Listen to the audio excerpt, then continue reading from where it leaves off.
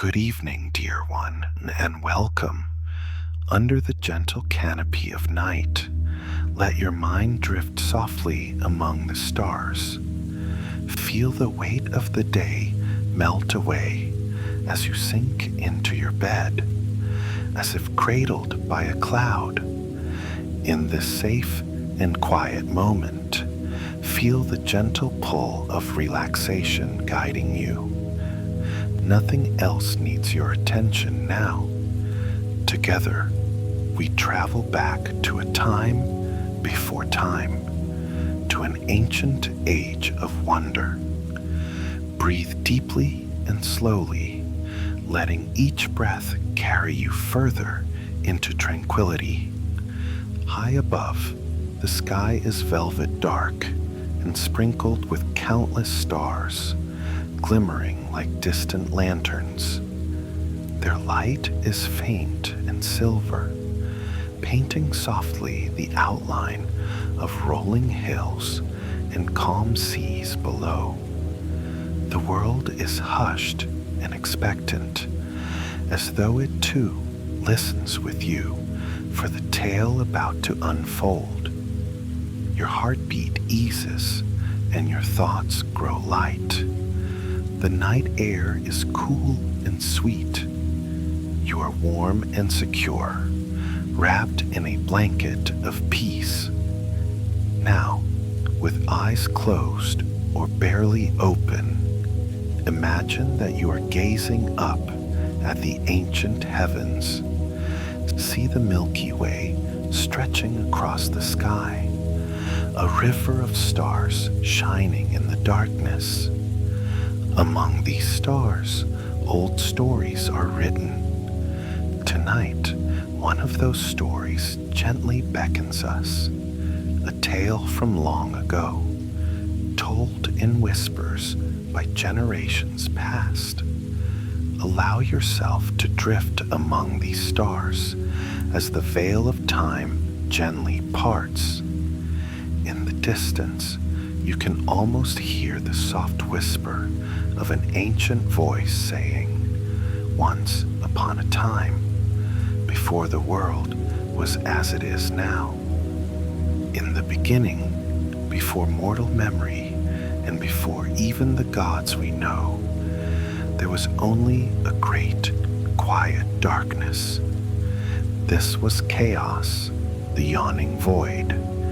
In that deep silence, time itself was still, and nothing yet had taken shape. But out of the darkness, like a seed stirring in fertile soil, emerged Gaia, the Earth Mother. Imagine her as a gentle, immense presence, the essence of the earth itself. Lush green valleys, fertile fields, and the steady strength of stone. Gaia awakened in the void and brought with her the promise of life. She was warmth and shelter, the comforting ground beneath our feet. Soon, another presence came into being to join her, Uranus, the Sky Father. Uranus spread himself out above Gaia, a vast dome of twinkling night. He adorned the heavens with endless stars and cloaked the world in his protective embrace. When earth and sky met, they fell deeply in love, and their union brought forth children who would fill the world with wonders. From Gaia and Uranus came the first mighty beings, the Titans. Picture them as giants of unimaginable strength and ethereal beauty, each one a force of nature given form. There were 12 great Titans born of earth and sky, and they roamed the young cosmos. In those days, everything was new and filled with a quiet magic.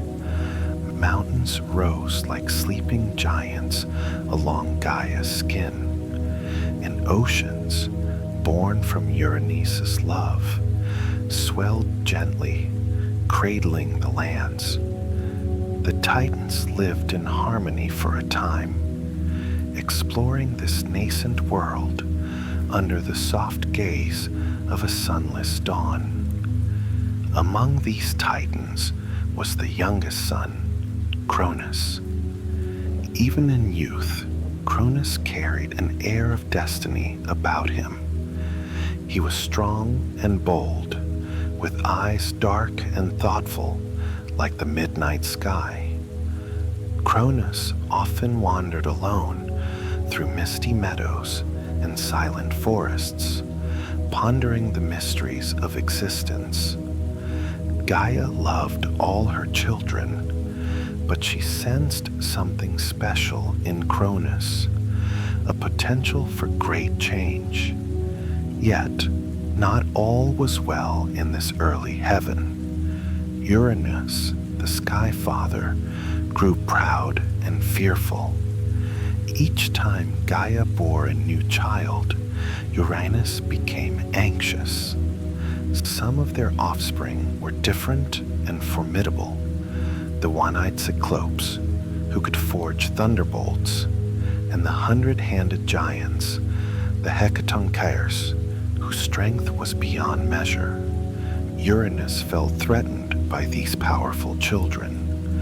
So, in a secret and sorrowful act, Uranus took those he feared and hid them deep within Gaia's vast body, imprisoning them in darkness under the earth. Gaia was heartbroken. The gentle Mother Earth ached for her trapped children, as if heavy stones weighed on her heart. For a while, Gaia endured this pain quietly, the way the earth endures the weight of mountains. But her grief grew too great to bear. In the stillness of the primordial night, Gaia whispered a plan to her Titan children. She asked for their help to free their imprisoned brothers and to end Uranus's harsh reign. Fear fell upon the Titans at their mother's request, for confronting the mighty Sky Father was no small thing. One by one, the elder Titans turned away, unwilling to cross Uranus. Only young Cronus, moved by his mother's tears and perhaps by a hint of ambition, stepped forward. Cronus assured Gaia that he would help her, his voice as steady as the earth itself. Though no other Titan dared challenge Uranus, Cronus accepted the task. Gaia guided him in secret, and from her own rocky depths, she fashioned a great curved blade of sharp flint, a sickle, bright as a crescent moon. And so one evening, as Uranus draped the sky over the world and came down to lie upon Gaia, Cronus hid in the shadows. The night was moonless, and even the wind held its breath. When Uranus lay close, Cronus reached out with trembling yet resolute hands. In one swift, fateful motion, he struck his father with the flint sickle, wounding him terribly.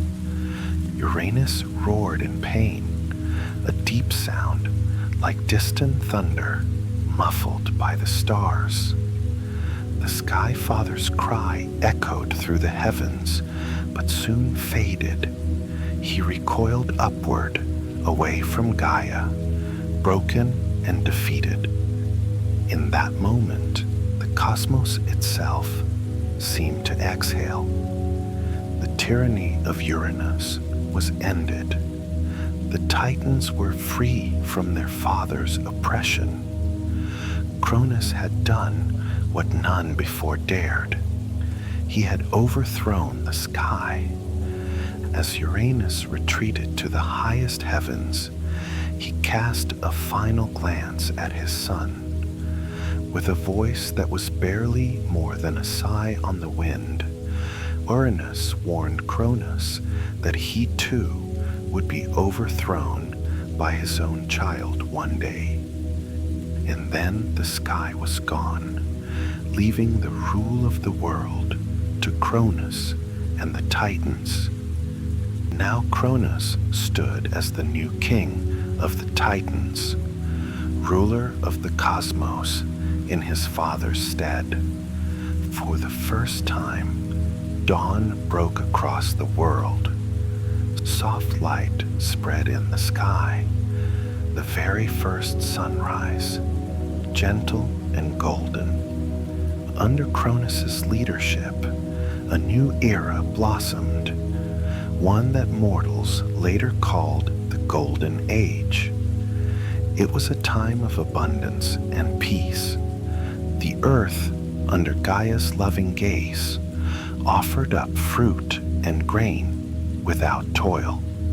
The air was always mild, neither hot nor cold, and the rivers flowed with clear water that never ran dry. In this golden age, people, for mortals now, had begun to wander the earth as well, lived in harmony with the land and with each other. There was no need for laws or punishments, for no one wished harm upon another. It was said that in Cronus's time, no one grew old or fell ill. Life was as effortless and sweet as a gentle dream. Cronus ruled from a great throne high upon Mount Othrys, a towering peak that pierced the clouds. By his side was his beloved sister and queen, Rhea. Rhea was a titaness of the earth's fertility, as kind as soft rain and as radiant as the dawn. With Rhea, Cronus found joy and companionship. For a while, he almost forgot the dire warning his father Uranus had given. In the glow of the Golden Age, with the laughter of nymphs in the forests and the songs of rivers in the valleys, Cronus allowed himself to believe that perhaps the prophecy would not come true, that he might escape the cycle of fate.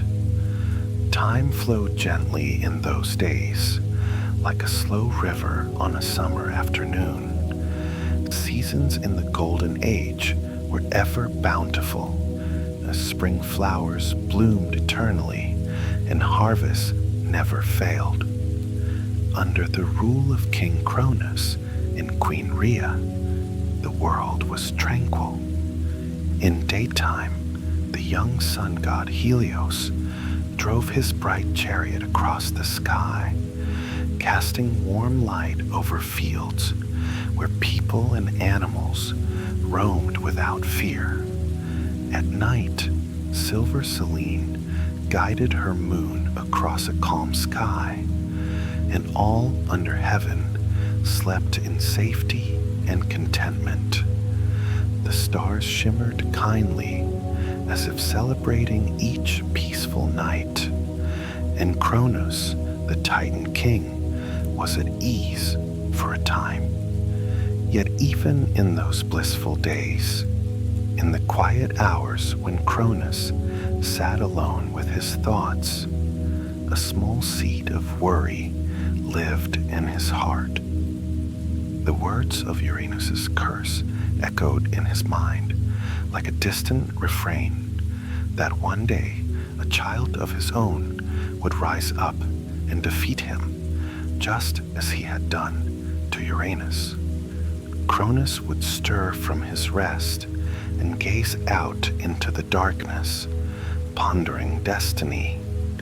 He did not speak of these fears to gentle Rhea, but the worry was there, subtle as a lengthening shadow at dusk. In the warmth of daylight, Cronus could push the fear away. When Rhea laughed and birds sang in the morning, the king could almost believe the prophecy was just a bad dream lost to the night. And so the years went on, golden and serene, until Queen Rhea became pregnant with their first child. At this news, Cronus felt a mix of profound joy and creeping dread. On one hand, the idea of holding a son or daughter brought a rare, tender smile to his face, a hope for the future. But on the other hand, the prophecy's warning grew louder in his memory. What if this child were the one foreseen to depose him? What if his own offspring, as innocent as a newborn, carried the seed of his doom? When the time came, Rhea gave birth to a beautiful daughter, her firstborn, a girl with a warm, gentle presence. They named her Hestia, goddess of the hearth, for she seemed to radiate comforting warmth, like the glow of a home fire on a winter's night. Rhea cradled her infant daughter, swaddled in soft cloth, and sang a lullaby as sweet and soft as a summer breeze. But even as Rhea gazed lovingly into Hestia's darkly serene eyes, a shadow fell over them. Cronus, overcome by fear, approached. His face was grave, and his heart pounded like a distant drum. Gently, he took Hestia from Rhea's arms. Rhea looked up in confusion and alarm. Cronus's eyes, usually full of pride, were clouded with terror and resolve. Before Rhea could protest, Cronus opened his mouth and, in one heartbreaking motion, swallowed their newborn child whole. Rhea's cry of anguish echoed through the marble halls of the palace on Mount Othris. She reached out, but it was too late. Little Hestia was gone, hidden in the dark prison of her father's body. Cronus, trembling but determined, had acted to prevent the prophecy from coming true, believing that if the child lived inside him, she could not rise against him. Tears spilled down Rhea's cheeks as she sank to her knees, overcome with grief. Cronus himself stood rigid, trying to appear strong, but inside he felt the sting of heartbreak at what he had done. In his desperate bid to thwart fate, he had committed an unthinkable act against his own flesh and blood. After that day, the Golden Age lost some of its luster for Queen Rhea. Though the sun still shone and the world remained outwardly idyllic, Rhea carried sorrow in her heart. When she became pregnant a second time, she hoped against hope that Cronus might relent. But Cronus's fear had only grown. When their second child was born, a daughter they named Demeter, whose hair was as golden as ripe wheat, Rhea barely had time to hold the baby to her breast before, once again, Cronus took the infant and swallowed her whole. Rhea wept and pleaded, but Cronus hardened himself and did the terrible deed. His eyes shut tight against his wife's sorrow. So it went, sorrow after sorrow. Rhea bore a third child, Hera, a little girl with a cry strong and clear. Cronus, unable to conquer the terror in his mind, devoured her as well. snuffing out the child's laughter before it could echo in the halls. Next came a fourth, a son this time, Hades, with solemn eyes like twilight. Cronus, shaking yet resolute, took him too, consigning the boy to the darkness inside himself. Then a fifth child, another son, Poseidon, whose newborn wails were as loud as the crashing sea. And Poseidon, tiny and innocent, met the same fate, swallowed up by the father who could not risk his growing family. With each child lost, Rhea's heartbreak deepened. The palace that once rang with music and joy now felt cold and emptier than a tomb. Rhea would wander the gardens alone at dusk, tears glistening like dew on her lashes. She mourned not only her babies, but also her husband, who had become a stranger, consumed by dread. The world outside remained blissful for mortals, and the Golden Age continued for them, unaware of the tragedy in the heavens. But for Rhea, the colors of life had dimmed. Each sunrise reminded her that her children were gone, trapped in darkness. Cronus, meanwhile, tried to find solace in the prosperity of his reign, telling himself he had done what was necessary for peace. Yet he too was anguished in his own way.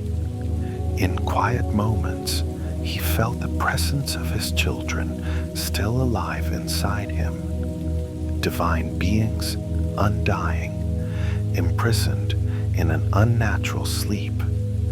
Sometimes Cronus would pause, hand on his stomach, imagining he heard a faint cry or felt a small kick from within. Those moments filled him with guilt and confusion, but he steeled his heart and silenced any second thoughts by recalling Uranus's dire prophecy. He believed that as long as his children remained inside him, they could not harm him or the world. Still, fate is not so easily cheated. Destiny often finds a way, winding like water around any obstacle. And the burden of grief was becoming too heavy for Rhea to bear. When Rhea realized she was with child for the sixth time, despair and hope warred within her soul. She knew what would happen if she did nothing. This baby, like the others, would be swallowed and lost. She could not endure that pain again. She longed for a child to hold and raise, a child who could live free under the sun. In her anguish, Rhea resolved that this time she would not let Cronus destroy their baby. She sought help from those who might aid her against her husband's terrible pattern. Late one night, under a moonless sky, Rhea slipped away from Mount Othrys. She went to her mother, Gaia, the ancient earth always listening through roots and stone to the sorrows of her children. Rhea knelt on the ground, pressed her palms to the soil, and poured out her heart. The earth beneath her warmed gently, as if responding with compassion. Gaia heard Rhea's plea, and together they formed a plan. The great Earth Mother, still wise and powerful, knew of a place where the next child could be born in secret. she whispered to Rhea of a distant land, an island at the edge of the world where rugged mountains met the sea. There, a deep cave, hidden on a mountainside, could shelter the newborn from Cronus's gaze. Strengthened by Gaia's guidance, Rhea gathered her courage. She also confided in her father, the distant Uranus, whose spirit still shimmered in the night sky. Though he had suffered at Cronus's hand, Uranus did not wish to see his grandchildren suffer in turn. Through gentle breezes and twinkling starlight, Uranus offered what help he could. He added his blessing to Gaia's plan. Perhaps in doing so, he sought a quiet redemption for his own past. When the time of birth grew near, Rhea left the royal halls in secret. Under the pretense of visiting a remote temple or grove, she journeyed far from Cronus's watchful eye. Across the wide sea, Rhea traveled, cradled by gentle waves and guiding starlight, until she reached the green island of Crete, wild and beautiful. High on Crete loomed Mount Ida, its slopes cloaked in dense forest and wreathed in mist. Upon that mountain slope yawned a cavern known only to Gaia and the ancient nature spirits, a cave draped in moss and guarded by towering pines. Its entrance was hidden by trailing ivy and deep shadow. It was in this sacred, secret place that Rhea, guided by Gaia's presence, prepared to give birth to her sixth child. Outside the cave, the world held its breath. The wind was gentle, carrying only the scent of salt from the distant sea and the soft rustle of leaves. No cry would escape that hidden chamber. The stars above Crete shone brightly that night, as if curious and hopeful. Within the cavern, lit by the faint glow of luminous moss and watched over by friendly nymphs, Rhea labored in determined silence. Gaia eased her pain, and in the stillness just before dawn, Rhea brought forth a son. Infant Zeus, the future king of gods, was born. Zeus's first cry was strong, but its echoes never reached beyond the cave. Quickly, Rhea held her child close. She marveled at this little one who had survived against all odds. The baby's eyes were vivid and clear, even in the dim light, and when he wrapped his tiny fingers around Rhea's thumb, her heart swelled with fierce love. In that moment, Rhea vowed she would do everything in her power to keep Zeus safe. There was little time to rest. Cronus would soon grow suspicious if Rhea did not return with the newborn. According to Gaia's plan, Rhea gently placed Zeus in a cradle woven from soft branches and wool, hidden deep in the cave's shadows. She kissed his forehead softly. "Stay safe, my little one," she whispered, voice trembling yet resolved. The forest nymphs gathered around the cradle, nodding in understanding. They would care for and guard this divine child. From outside came the faint tinkling of goat bells.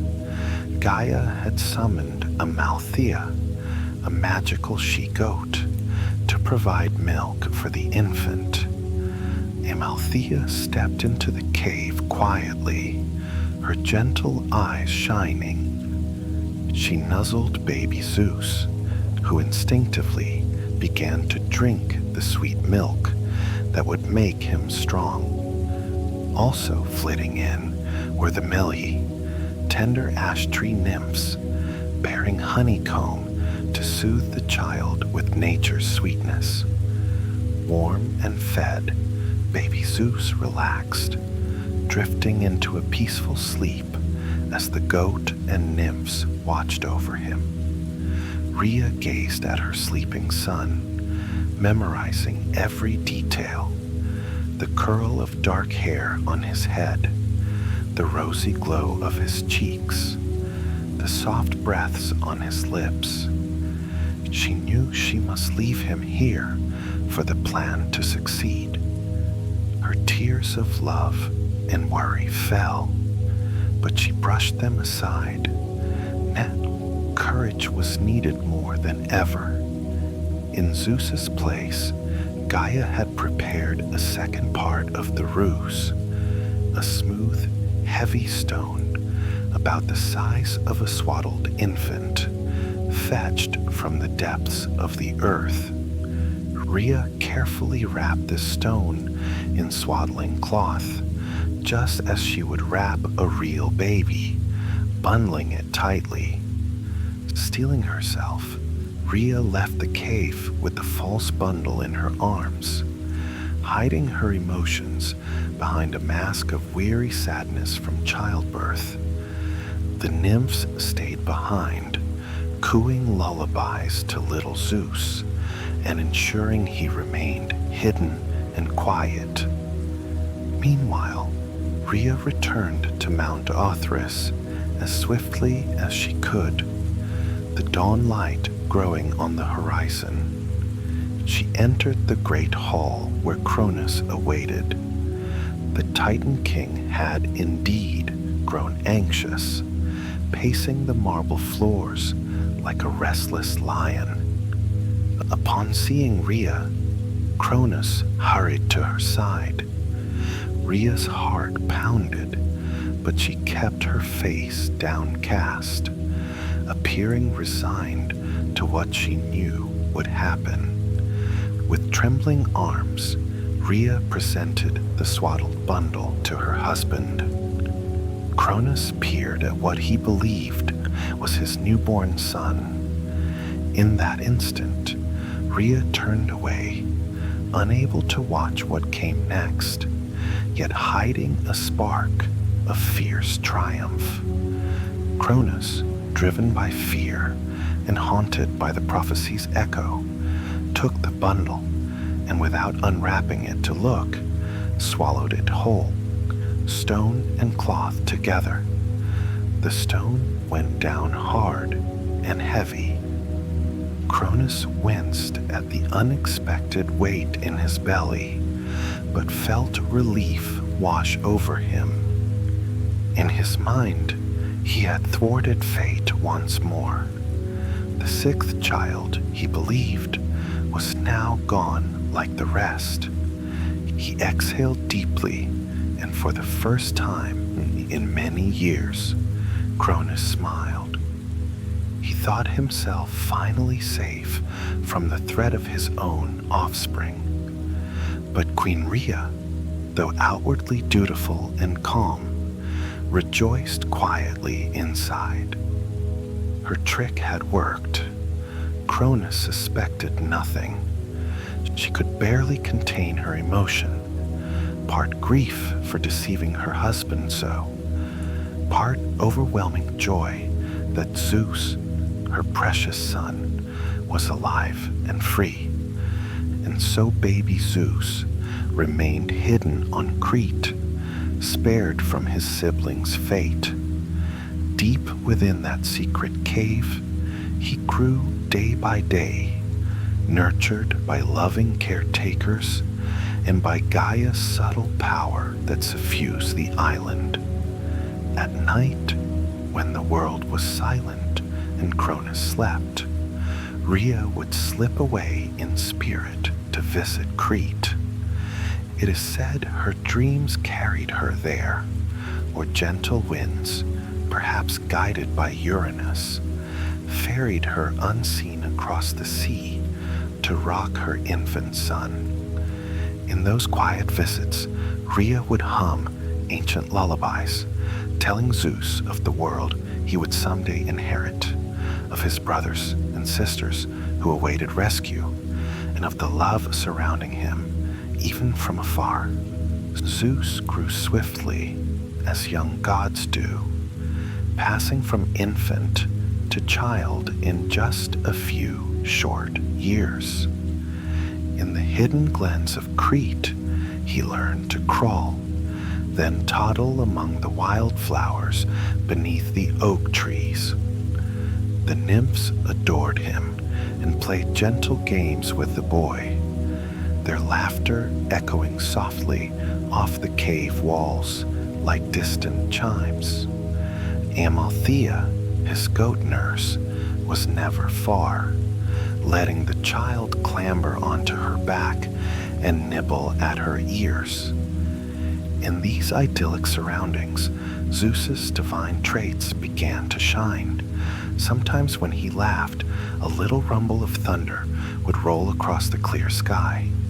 When he was content and calm, the days themselves seemed longer and the sunshine brighter around him. To ensure Zeus remained undetected, Gaia enlisted the help of the Coretes, spirited guardians native to Crete. These warriors took it upon themselves to mask the sounds of the growing child. Whenever baby Zeus cried, the Coretes danced boisterously outside the cave, clashing their spears against shields in rhythmic beats, their shouts and the ringing bronze drowning out the infant's wails. To Cronus's ears far away, should he listen for any sign of the child, he heard nothing unusual, perhaps just a distant clangor of warriors training or thunder echoing in the mountains. And so, shielded from discovery, Zeus remained safe. Years passed, and Zeus flourished into a handsome youth. By the time he reached young adulthood, he was tall, strong, and wise beyond his years, with eyes that sparkled like stars. He knew who he was and what had befallen his siblings. From his caretakers and his mother's secret visits, Zeus learned of the tragic fate of his brothers and sisters, and of the cruelty driven by Cronus's fear.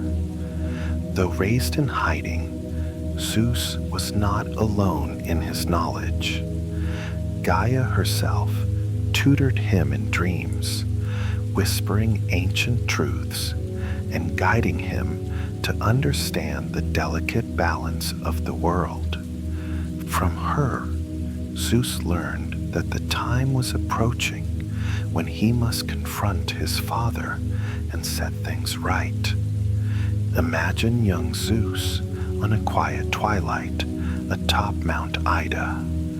The setting sun paints the sky in hues of pink and gold, and long shadows stretch across the sacred groves. Zeus sits at the cave's mouth, looking out at the wide world he has yet to fully explore. A soft breeze stirs the wild thyme at his feet. He closes his eyes and listens to nature's gentle sounds. The distant bleating of goats, the rustle of leaves, the far-off hush of the sea. In his chest, his heart beats steadily, strong with resolve. Though his upbringing was gentle, Zeus harbors a growing determination to free his kin and fulfill his destiny. The knowledge of his father's deeds weighs on him, but he tempers any anger with the calm wisdom instilled by Gaia and the nymphs.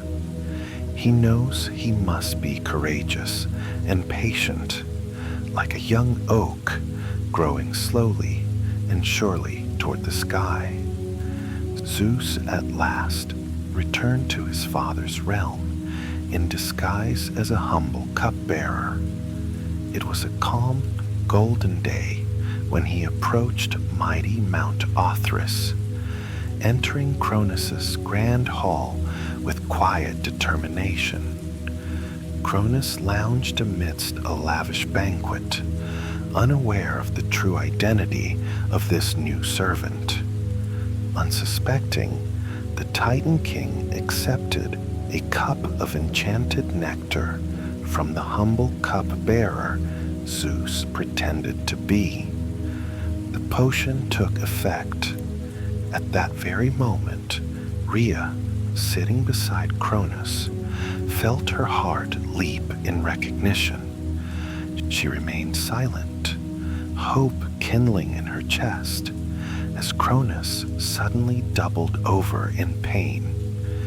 He could not contain what he had swallowed. With a mighty heave, he coughed up the heavy stone he had swallowed in baby Zeus's place years before.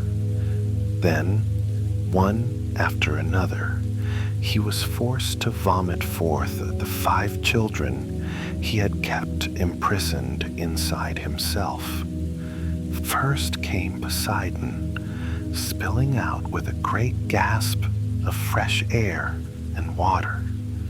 Next came dark-eyed Hades, then Hera, then Demeter, and finally gentle Hestia.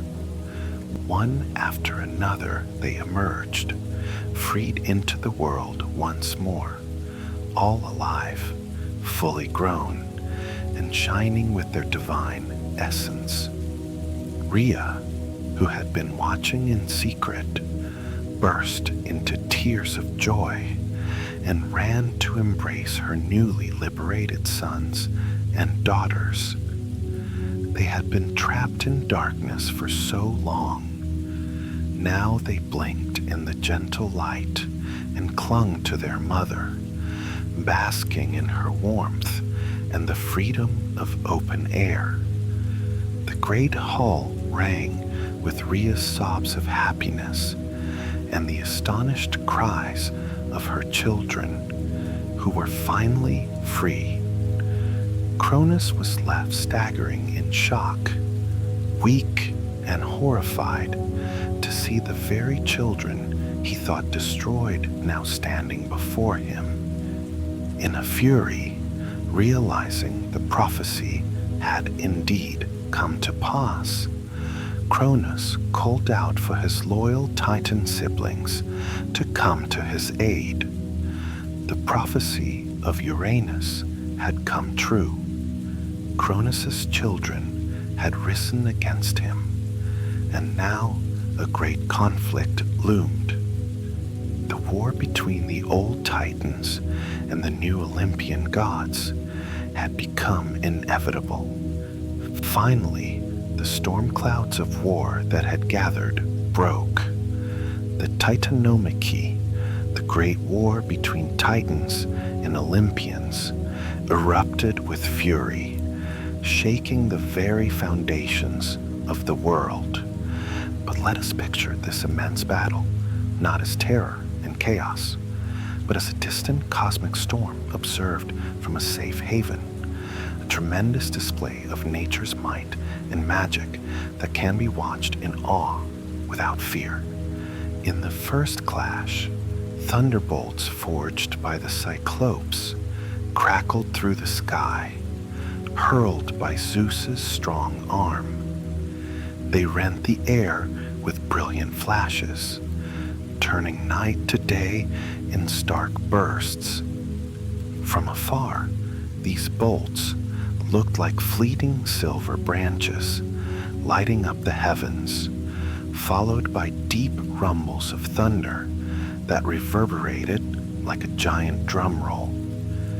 Each thunderclap rolled across the landscape in a long, low wave of sound, like a cosmic heartbeat thudding in the distance. The Titans answered with raw force. Hyperion, Titan of light, gathered sunlight in his hands and cast radiant beams that could scorch the earth. Cos sent forth whirling gusts of wind, trying to sweep the young gods from Mount Olympus's heights. Huge boulders were torn from mountainsides by the Titan Creus and hurled toward the Olympian stronghold, great dark shapes sailing through the air. But the 100-handers, those giant allies of Zeus, with 50 arms each, stood around Olympus like steadfast guardians. With their many hands, Cottus, Briareus, and Gyges caught the hurtling rocks and flung them back twice as hard. From a safe distance, these mountains of stone seemed to move in slow motion, as if gentle giants were tossing pebbles back and forth across the horizon. Poseidon strode into battle on land and sea. With a mighty thrust of his trident, he called up towering waves from the oceans. The walls of water crashed against shores where Titan forces gathered, upsetting their footing and dividing their ranks.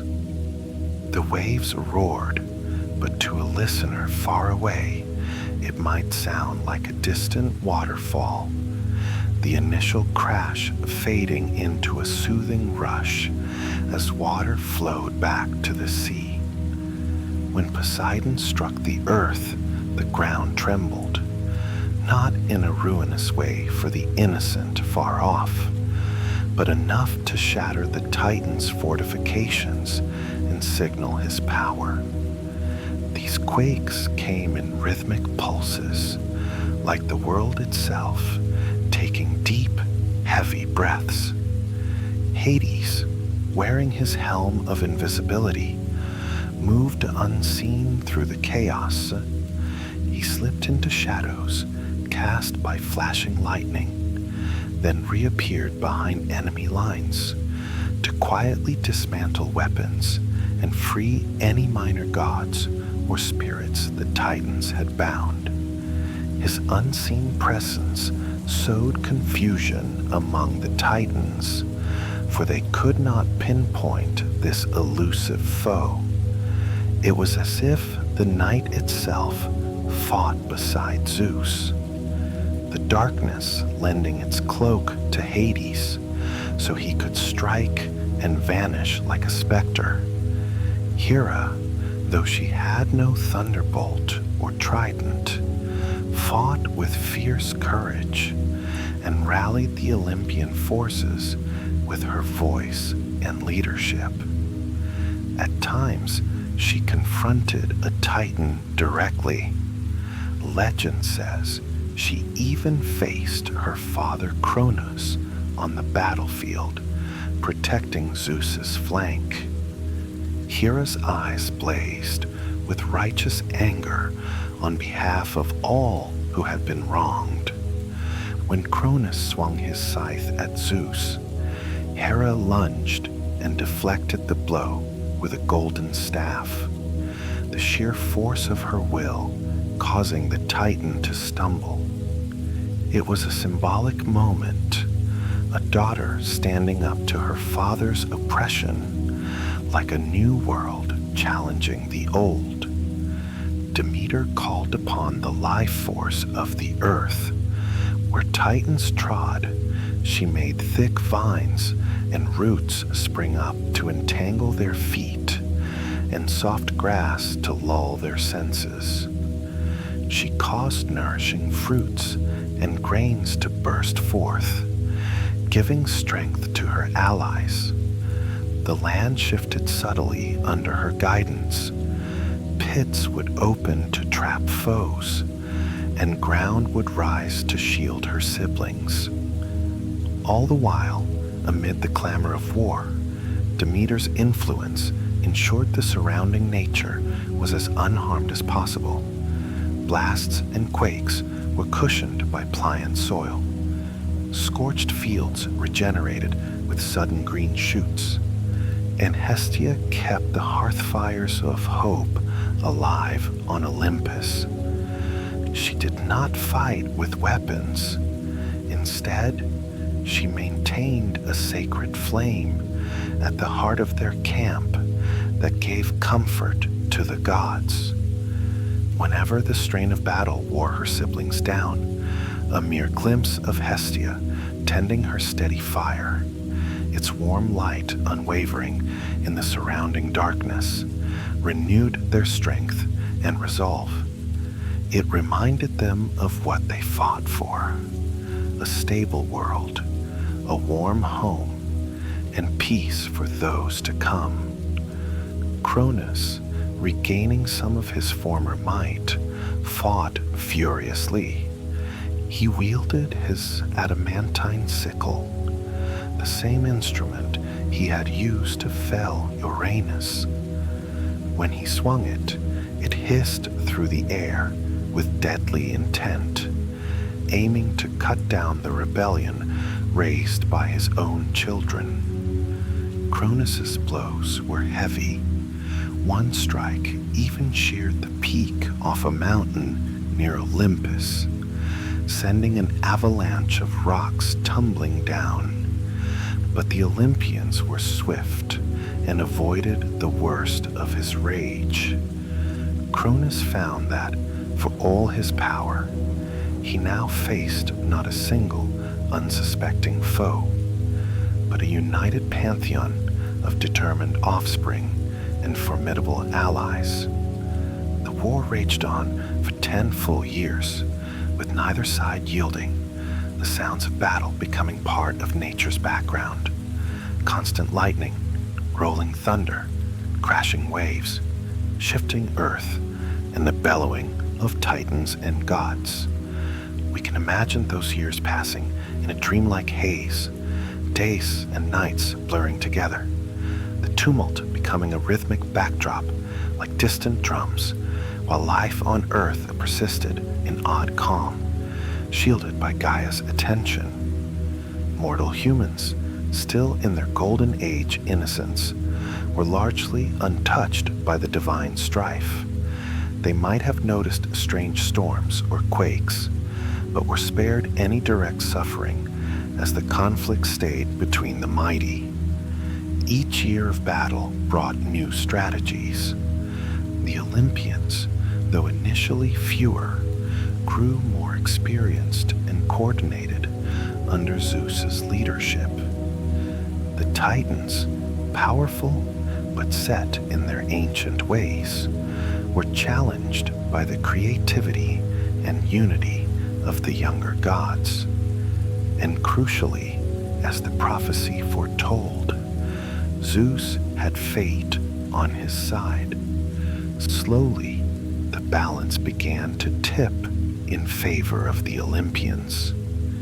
On the final day of the war, a decisive battle loomed. By now, the landscape around Mount Othrys, the Titan stronghold, and Mount Olympus had been scarred and transformed by years of conflict.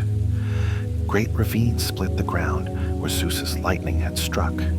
New lakes filled craters where fire and thunder met earth. Yet also new life grew in places touched by divine power, as if creation and destruction danced hand in hand. That day, the sky grew dark at noon, filled with roiling clouds, charged with Zeus's gathered might, and lit by the last glimmers of Hyperion's fading sunlight. A warm wind swept across the battlefield, strangely gentle amid the tension, as if Gaia's breath were encouraging her grandchildren to be resolute and her Titan children to stand down. In a dramatic culmination, Zeus confronted Cronus directly on the plains below Mount Othrys.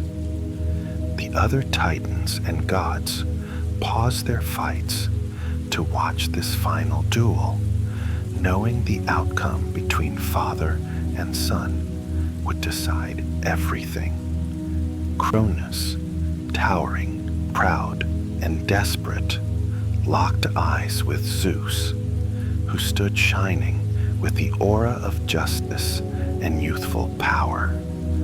For a moment, there was heavy silence. A few raindrops began to fall from the charged clouds, a light patter on the dust, as if the sky itself wept or offered a cleansing blessing before the storm's climax. Then Cronus let out a roar and charged, sickle raised high. He brought it down with all the force of his desperation, but Zeus was swift as lightning. He sidestepped, and the sickle cleaved only empty ground, opening a deep fissure in the earth. Zeus drew a deep, calm breath and hurled a thunderbolt straight at Cronus. The bolt struck, enveloping the Titan King in tendrils of brilliant white light. Cronus staggered, electricity dancing around him. The force was immense.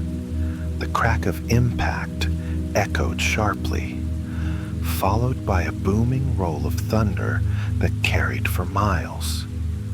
Cronus, wounded but not yet defeated, fought on. Summoning all his remaining strength, he caused the clouds above to swirl violently and unleashed a torrent of hail and biting wind at Zeus.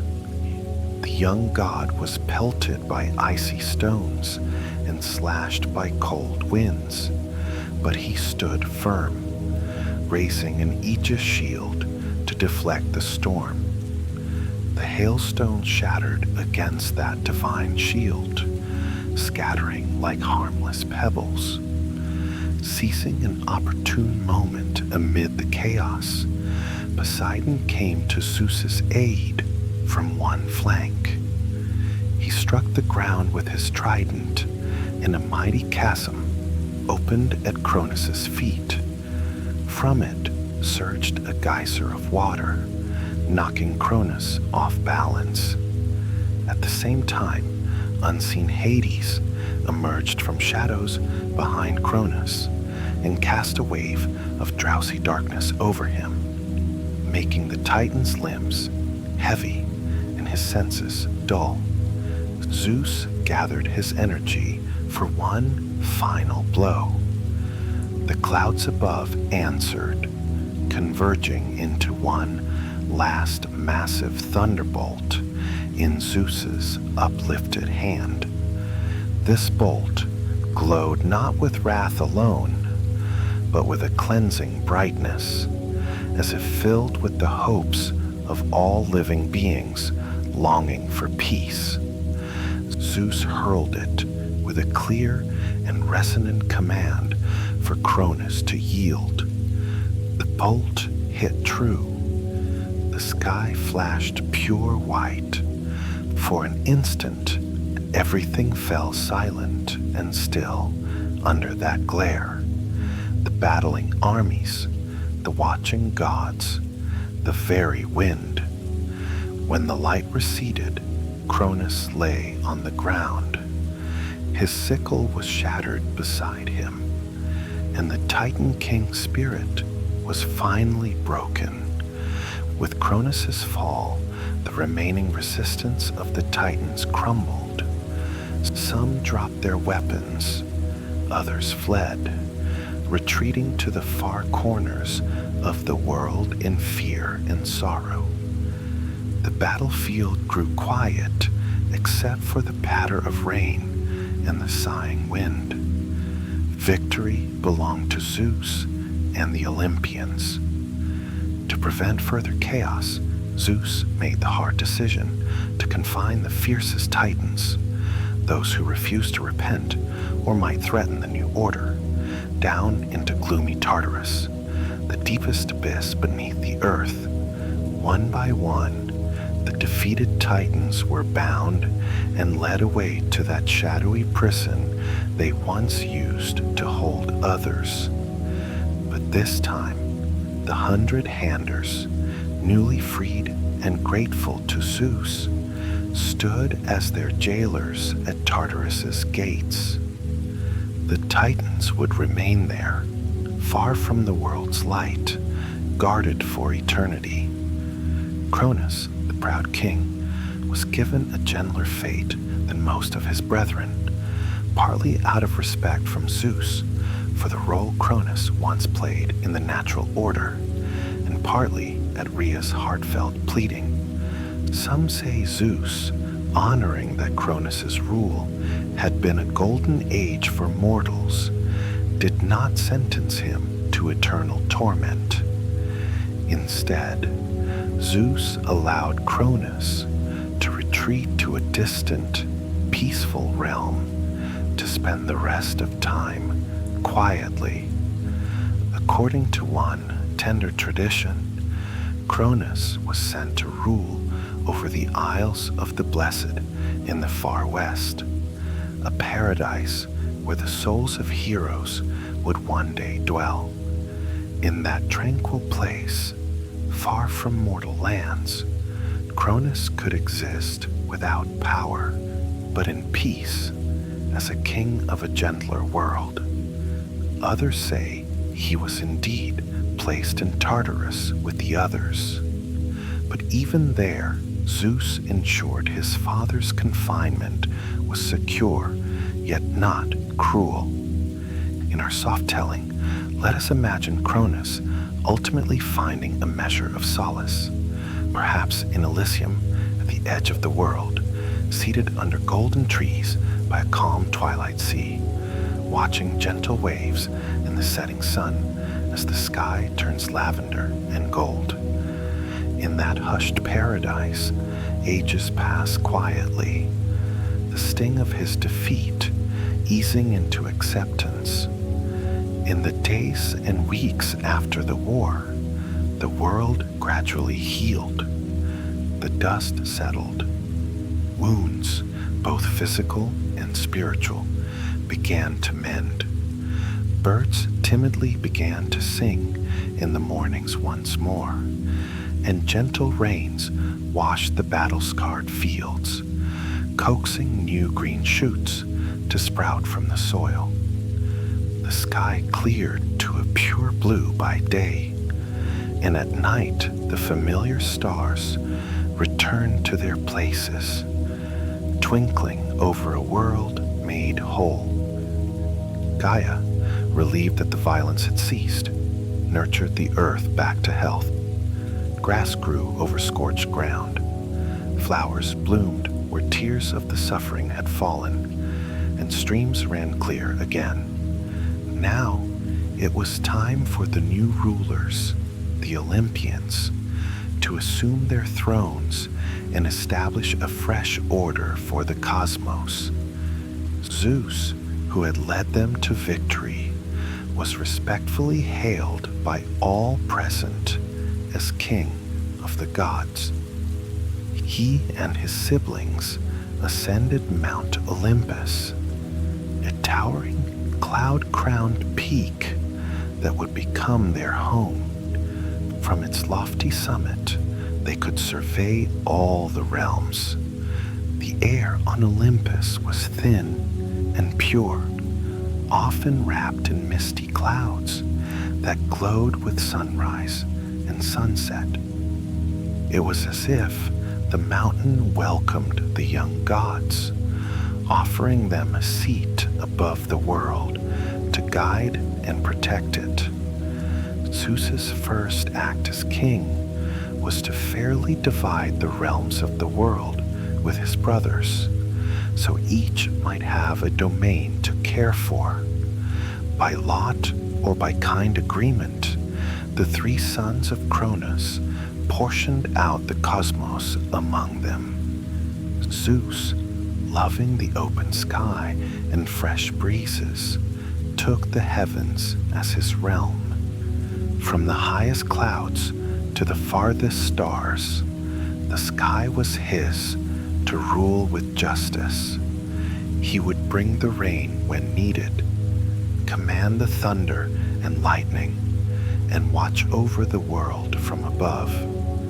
Zeus's throne on Olympus gleamed with cloud and sky motifs, and when he sat upon it, an eagle, the king of birds, perched by his side, one could sense the vast expanse of the heavens in Zeus's calm authority.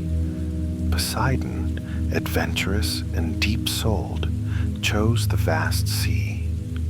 The endless oceans, with their dancing waves and hidden depths, became his kingdom. With his trident, Poseidon could stir the seas into storms or soothe them back to glassy calm. He promised to watch over all who traveled his waters, to send fair winds to sailors and keep sea creatures content. Poseidon built a palace beneath the waves, a shimmering hall of coral and pearl, where he dwelt, coming to Olympus for counsel, but often roaming his watery domain in a chariot drawn by dolphins and hippocamps, the mythical seahorses. The lakes and rivers of the earth also felt his influence, flowing at his pleasure throughout the lands. Hades, quiet and grave, accepted the underworld as his realm. This was not a punishment or banishment. Though darker and removed from mortal life, the realm of spirits was a crucial part of the natural order, and it needed a just and steady ruler. Hades pledged to be a fair guardian of the souls of the departed, ensuring each spirit found its proper place and rest. With his ebony scepter and the helmet of invisibility, Hades descended to his subterranean throne. There, in the soft gloom of the underworld, lit by the gentle glow of the asphodel fields and the pale light of the moon that filtered faintly from above, he ruled solemnly. The underworld was quiet and still, and Hades became known as a stern but not evil god, respected by his siblings for the weight he bore in caring for the dead. The sisters, too, took on their honored roles in the new order.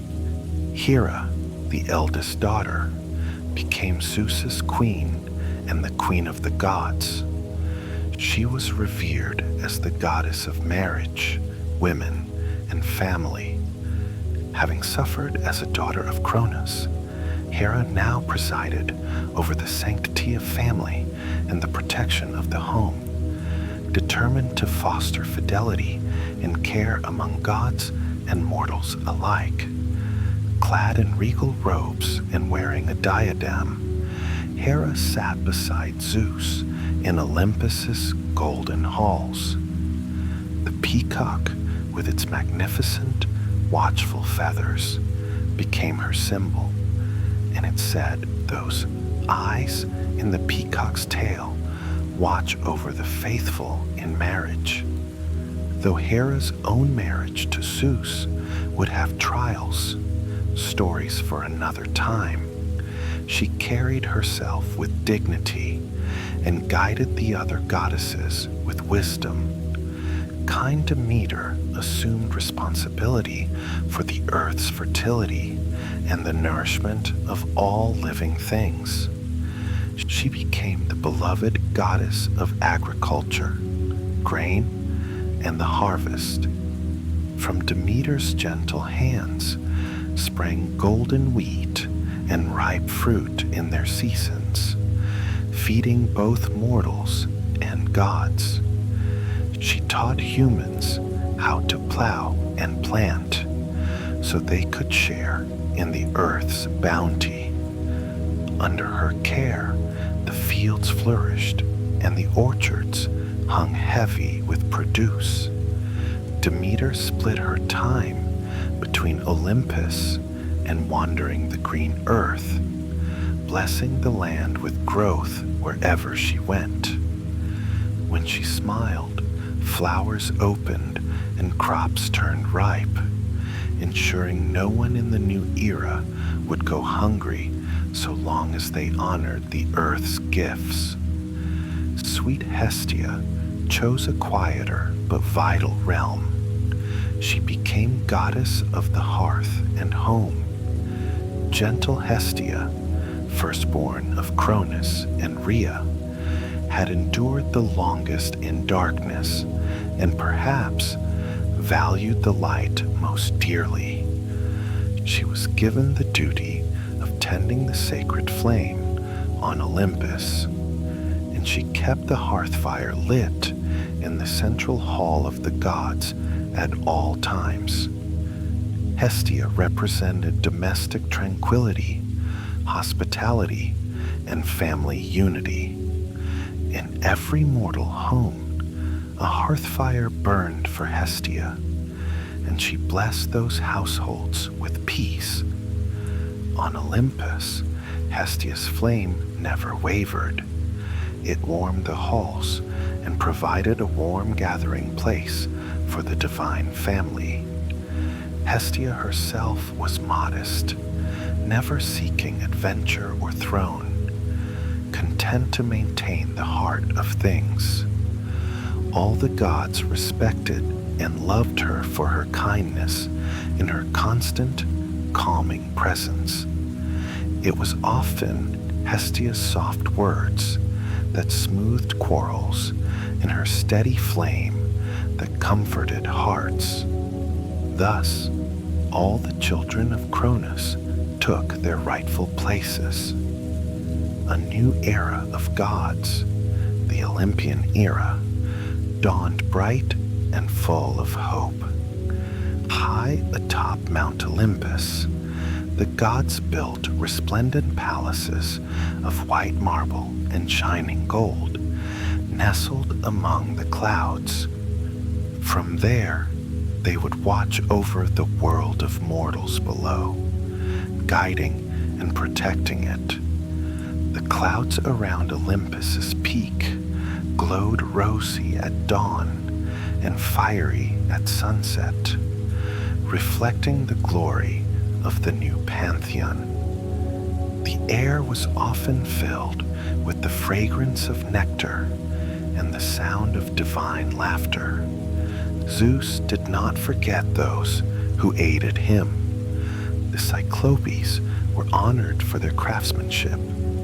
They took up residence in Hephaestus's forges in time, or in volcanic caves, ready to fashion wondrous things for the gods. The 100-handers were given the eternal duty of guarding Tartarus, ensuring the Titans remained secured. Yet Zeus made certain they were comfortable and esteemed in that role, no longer prisoners, but respected wardens. Even the stone that Rhea had given Cronus, the very one Cronus swallowed in Zeus's stead, was not forgotten. Zeus had the great stone set into the earth at Delphi as a sacred monument, the Omphalos, the navel of the world, so that all generations would remember how cunning and bravery can defeat fear. With the cosmos now in balance, the Olympians celebrated. A great celebration was held on Olympus. The gods feasted on ambrosia and nectar under the soft glow of starlight, their voices mingling in gentle cheer. Their laughter echoed softly like wind chimes. Soft music played. Perhaps the muses themselves hummed a gentle lullaby of victory, and all the hardships endured were momentarily forgotten. Bright constellations sparkled overhead as if joining in the festivities, and a profound sense of peace settled over Olympus that night. It was the first of many feasts in the god's new home, a celebration not of conquest, but of harmony restored. The family of gods, once broken and devoured, was reunited and strong. When the festivities finally grew quiet, the gods drifted into contented slumber in their golden palaces.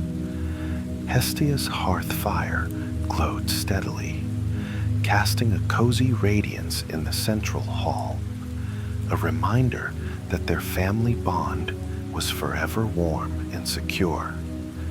Outside, the silver moon climbed the sky, and the world below lay calm and safe under the gods' newly benevolent watch. And so the tale of the fall of the Titans and the rise of Zeus and the Olympian gods comes to its end. It is a story of destiny and courage, of a mother's love and a father's lesson, of fear overcome by hope and tyranny replaced by a new order. Through its storms and calms, this myth carries with it the reassurance that even the greatest turmoil can resolve into peace. The dawn follows the darkest night. Under the reign of Zeus and his fellow Olympians, many more stories would unfold. Tales of brave heroes and curious mortals, of new challenges and triumphs. But those are adventures for another night. For now, our tale has come to its gentle close, and the world we imagined is at rest. Now, dear listener, as you have journeyed through this ancient, dreamlike saga, you may find that your own world has grown more hushed and serene. The images of cosmic battles and divine triumphs begin to fade into a soft darkness, like clouds dispersing to reveal a clear night sky. Above you, the same stars that once gazed down on Zeus and Cronus now shine kindly on your quiet room. The night is calm and all is well. Feel the calm that now permeates the space around you. You are safe, and the night is watching over you benevolently. The air you breathe is cool and soothing. With each slow breath, you sink deeper into tranquility. Breathe in, filling your lungs with the gentle night air, and breathe out, letting go of any lingering tension. Every exhale carries away stress. Every inhale brings in peace. Your body is becoming pleasantly heavy and relaxed. Your feet relax. Your legs are heavy and calm. Your hands and arms rest easily at your sides. Your chest rises and falls with each easy breath. Your heart beats a slow, steady rhythm. The muscles in your face soften. Your jaw unclenches, and your eyes, whether closed or softly gazing, feel comforted. A warm, golden light of relaxation seems to glow within you, washing over you from head to toe, easing every part of you into rest. Tonight, you are protected, you are cherished, and you can rest. If any thoughts still linger in your mind, you can gently set them aside. You may tend to them in the light of day after you have slept. Right now, nothing is more important than your ease and comfort. There's nothing you need to do and nothing you need to worry about. Let any remaining worries or tasks drift away. They can wait until morning. In this moment, there is only comfort and ease and the soothing dark. Perhaps you can imagine, just for a moment, that gentle Gaia cradles you now, as she once did the infant Zeus, or that kind Rhea hums a soft lullaby just for you. The heavens above are at peace, and the earth below is quiet. High overhead, the stars keep gentle watch, each a tiny beacon of ancient memory. They have seen gods rise and fall, and they shine now as if to assure you that all is in order.